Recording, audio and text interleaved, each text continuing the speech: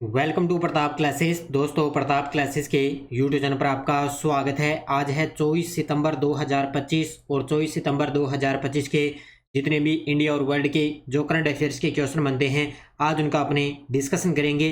पूरा वीडियो ध्यान से देखना और लास्ट में आपसे क्वेश्चन पूछूंगा जिनके जवाब आपको कॉमेंट बॉक्स में देना होगा। आज अपने पढ़ेंगे 524 वर्ष पुराने त्रिपुरा सुंदरी मंदिर का पुनर्विकसित परिसर उद्घाटित किया गया। 69वें बैलन डी और समारोह के अंदर महिला बैलन डी और पुरस्कार किसने जीता और ग्राम पंचायतों को पहली बार राष्ट्रीय ई गवर्नेंस पुरस्कार 2025 से सम्मानित किया गया। इनकी आज हम चर्चा करेंगे पूरे लेटेस्ट न्यूज़ के साथ में। डेली आपको सुबह ये 7:30 पर ये करंट अफेयर्स की क्लास आपको मिलती है और ये क्लास जो भी साथी bank, UPSC, SSCD, RRB, railway, video, Delhi police, कोई भी एग्जाम हो, सभी के लिए क्लास आपके लिए रामबाण साबित होगी। तो डेली आपको ये कंटिन्यू क्लास मिलती रहेगी। सभी साथी एक बार करेंगे सेशन को लाइक शेयर। सभी साथियों को प्यार भरा नमस्कार, गुड मॉर्निंग। सबसे पहले हम करेंगे कल के क्वेश्चनों को रिवाइज। कल हमने पढ़ा गुजरात के किस जिले का दोरडो गांव राज्य का चौथा ऐसा गांव बना जो पूरी तरह से सौर ऊर्जा से संचालित, वो है कच्छ जिले का। भारत और ग्रीस की नौसेना के बीच द्विपक्षीय समुद्री अभ्यास कहाँ संपन्न हुआ, भूमध्य सागर।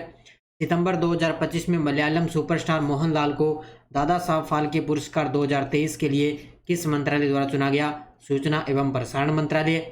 15वीं हॉकी इंडिया सीनियर पुरुष राष्ट्रीय चैंपियनशिप 2025 का विजेता कौन है, वो है पंजाब। विश्व सागौन सम्मेलन WTC का 5वां संस्करण किस स्थान पर आयोजित किया गया, कोच्चि के अंदर, 17 सितंबर 2025 को। किस देश की एक कंपनी ने अपने उपग्रह ISSA J1 को अंतरिक्ष में प्रक्षेपित करने के लिए भारत के PSLV रॉकेट की पूरी सेवा खरीदी, वो खरीदी है जापान ने। इसके अलावा नई दिल्ली में लॉजिस्टिक डेटा बैंक 2.0 का शुभारंभ किसके द्वारा किया गया, वाणिज्य और उद्योग मंत्री पीयूष गोयल द्वारा। तो ये थे कल के क्वेश्चनों का रिवाइज। ये अपनी वार्षिक करंट अफेयर 2025 की टेस्ट सीरीज है।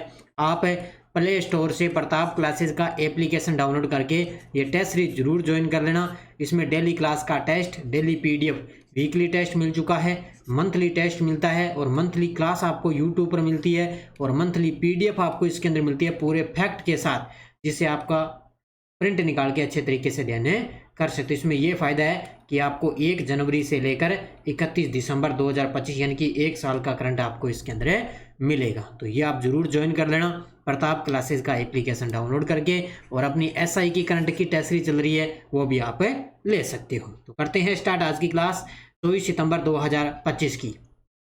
पहला प्रश्न आपके सामने देखिए, प्रधानमंत्री मोदी ने 524 वर्ष पुराने त्रिपुरा सुंदरी मंदिर का पुनर्विकसित परिसर किस राज्य में उद्घाटित किया है। ये देखो आपके सामने तस्वीर में मोदी जी अभी हाल ही में पूर्वी भारत की यात्रा पर है, जिसमें अरुणाचल प्रदेश और कहाँ पे, त्रिपुरा के अंदर। तो अभी नाम से पता चल रहा है 524 वर्ष पुराने त्रिपुरा में त्रिपुरा सुंदरी मंदिर का पुनर्विकसित परिसर में उद्घाटित किया है, कहाँ पे, त्रिपुरा राज्य में। उत्तर होगा इसका ऑप्शन नंबर 1 है त्रिपुरा राज्य के। और अभी आपको पता है 25 सितंबर को मोदी जी कल आ रहे हैं अपने राजस्थान के बांसवाड़ा जिले के अंदर। कल है बांसवाड़ा जिले में आ रहे हैं मोदी जी।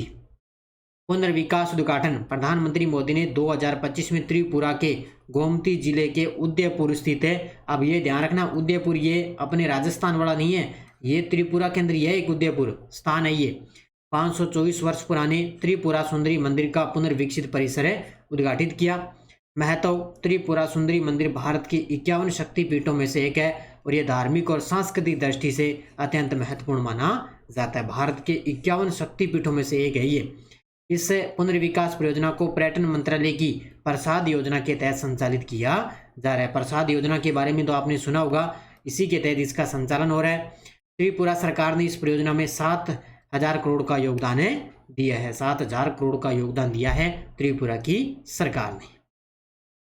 69वें बैलन डी और समारोह में किसने लगातार तीसरी बार महिला बैलन डी और जीतकर इतिहास रच दिया है, क्या बात है भी। तो ये अब की 69वें बैलन डी और पुरस्कार को समारोह का आयोजन हुआ है और इसके अंदर पुरुष और महिला 2 व्यक्तियों को बैलन डी और पुरस्कार मिलता है, महिला का अलग से और पुरुष को अलग से मिलता है। तो अभी 69वां बैलन डी और पुरस्कार समारोह आयोजित हुआ, तो इसके अंदर तीसरी बार महिला बैलन डी और पुरस्कार जीता है एताना बोनमती ने। लगातार तीसरी बार इन्होंने जीता है। पिछले वर्ष भी इनको मिला था और अब की बार फिर इनको बैलन डी'ओर महिला पुरस्कार है मिला है। ये महिला का है, ध्यान रखना, एताना बोनमती। अब देखो डिटेल। 69वां बैलन डी'ओर समारोह 22 सितंबर 2025 को पेरिस के थिएटर दू सातले में आयोजित किया गया। पेरिस के अंदर इसका आयोजन हुआ। पुरुष बैलन डी'ओर विजेता, अब देखो पॉइंट नोट, पहला पुरुष बैलन डी'ओर है उस्मान डेम्बले को पुरुष बैलन डी'ओर पुरस्कार मिला है। पुरुषों वाला याद रखना उस्मान है डेम्बेले। महिला बैलन डी'ओर विजेता एना बोनमती ने लगातार तीसरी बार महिला बैलन डी'ओर पुरस्कार जीता है। अब देखो पुरुषों के अंदर याद रखना और महिला वाला याद रखना। इसके अलावा और कौन कौन से हैं? पुरुष कोपा ट्रॉफी यानी कि सर्वश्रेष्ठ युवा खिलाड़ी लमिन यामाल बार्सिलोना के हैं। महिला कोपा ट्रॉफी यानी कि विकी लोपेज, ये हैं बार्सिलोना स्पेन।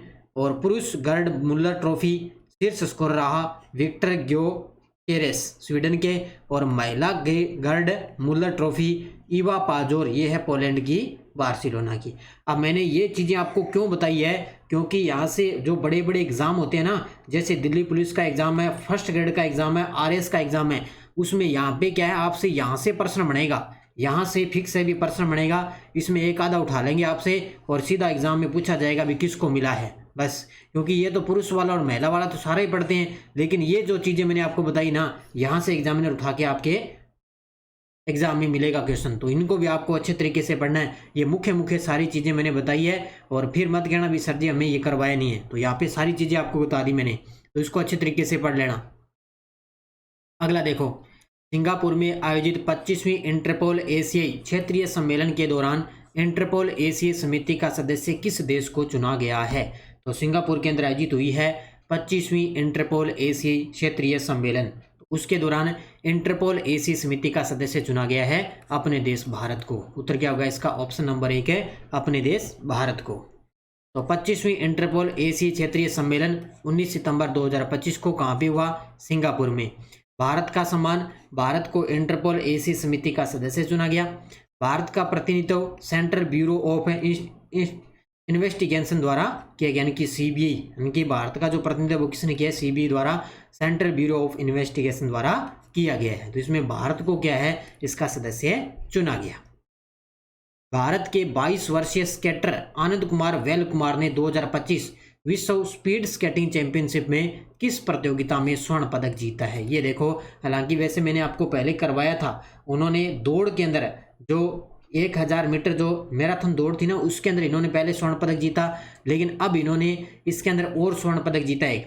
तो विश्व स्पीड स्केटिंग चैंपियनशिप में प्रतियोगिता में स्वर्ण पदक जीता 42 किलोमीटर मैराथन में। कितने? 42 किलोमीटर मैराथन के अंदर इन्होंने स्वर्ण पदक जीता। और इसका आयोजन कहाँ पे हुआ था? चीन के अंदर। इसी चैंपियनशिप का आयोजन है चीन में। तो आनंद कुमार वेल कुमार का प्रदर्शन इवेंट है 2025 विश्व स्पीड स्केटिंग चैंपियनशिप चीन। पहला स्वर्ण पदक 42 किलोमीटर मैराथन में ऐतिहासिक जीत। दूसरा स्वर्ण पदक 1000 मीटर रिकॉर्ड समय 1 घंटा 24.92, ये इनका 1000 मीटर में इन्होंने स्वर्ण। एक जीता इन्होंने कांस्य 500 मीटर स्प्रिंट के अंदर कांस्य पदक जीता, यानी कि टोटल इन्होंने 2 स्वर्ण पदक जीते और 1 कांस्य पदक जीता है। तो एक ही खिलाड़ी ने ये अच्छा प्रदर्शन किया है भारत के लिए, आनंद कुमार वेल कुमार ने। भारत के junior speed skater Anis Raj ने 73वीं inline speed world championship 2025 के अंदर कौन सा पदक जीता है? ये भी गजब का प्रश्न है। अभी इस चैंपियनशिप का भी आयोजन कहाँ पे हुआ? चीन के अंदर हुआ, वो सेम है। तो जूनियर स्पीड आनिस राज ने 73वीं inline speed world championship 2025 के अंदर कांस्य पदक जीता। भी कौन सा पदक जीता? इसके अंदर कांस्य पदक जीता। आजकल इस प्रकार के प्रश्न आते हैं। अब ये आपको लग रहा होगा ये क्या क्वेश्चन है कि जब इस प्रकार का नहीं पूछेगा, लेकिन आजकल जो हमें नहीं लगता ना, इसी प्रकार का प्रश्न आएगा सीधा सीधा। तो खिलाड़ी आनिस राज, भारत के जूनियर स्पीड स्केटर 73वीं inline speed world championship 2025 चीन के अंदर आयोजन। पदक जीता इन्होंने कांस्य। वर्ग है इनका जूनियर पुरुष 1 लैप रोड स्प्रिंट के अंदर। भारत का इस श्रेणी में पहला पदक जीता, यानी भारत इस श्रेणी के अंदर पहला पदक जीता है, आनिस राज ने दिलाया है।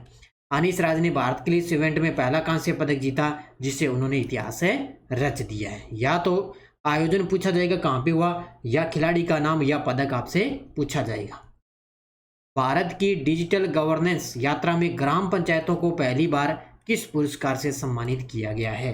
हालांकि वैसे तो मैंने आपको ये क्वेश्चन वैसे मैंने पहले करवाया था, लेकिन अभी ताज़ा ये 22 सितंबर को कल ही परसों ये पुरस्कार दिए गए हैं। तो ग्राम पंचायतों को पहली बार कौन सा पुरस्कार मिला? राष्ट्रीय ई गवर्नेंस पुरस्कार है मिला है। ये देखो आपके सामने।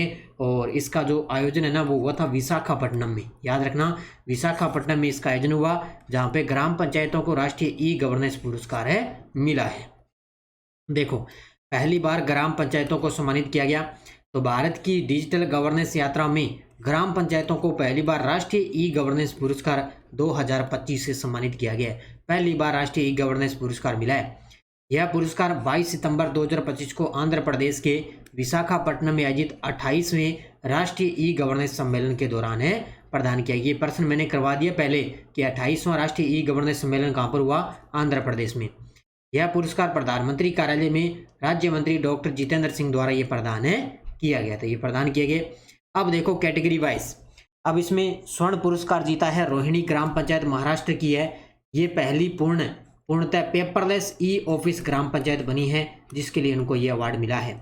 रजत पुरस्कार वेस्ट मजलिसपुर ग्राम पंचायत है त्रिपुरा की, और जूरी पुरस्कार पलसाना ग्राम पंचायत गुजरात की है, जिनको जूरी पुरस्कार मिला है। हालांकि आपसे ये स्वर्ण पुरस्कार न पूछ के रजत भी पूछा जा सकता है, तो इसलिए मैंने तीनों आपको यहाँ पे अच्छे तरीके से करवा दिए।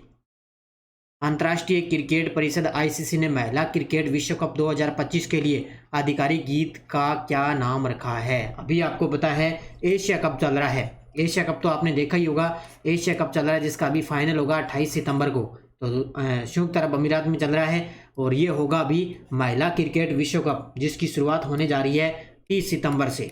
वो 28 सितंबर से समाप्त हो जाएंगे और 30 सितंबर से ये स्टार्ट होंगे। महिला क्रिकेट विश्व कप है और 2 नवंबर तक चलेगा। तो इसका जो गीत है, जो आधिकारिक गीत है, वो रखा गया है कौन सा? वो रखा गया है bring it home. Option number B. कौन सा? Bring it home. ये आईसीसी ने महिला क्रिकेट विश्व कप 2025 का आधिकारिक गीत है रखा गया है। उत्तर होगा इसका ऑप्शन नंबर बी। तो महिला क्रिकेट विश्व कप 2025 का आधिकारिक गीत है ब्रिंग इट होम। ये देखो ब्रिंग इट होम। यह गीत प्रसिद्ध भारतीय पार्श्व गायिका श्रेया घोषाल द्वारा ये गीत गाया गया है। महिला क्रिकेट विश्व कप 2025 का आयोजन भारत और श्रीलंका में किया जाएगा। इस टूर्नामेंट में 30 सितंबर 2025 से शुरू होकर 2 नवंबर तक चलेंगे। और इसका संस्करण कौन सा है? 13वां संस्करण। अब की बार याद रखना, 13वां संस्करण 30 से 2 नवंबर भारत और श्रीलंका में आयोजन होगा। और इसका जो आधिकारिक गीत है वो ब्रिंग इट होम में रखा गया है।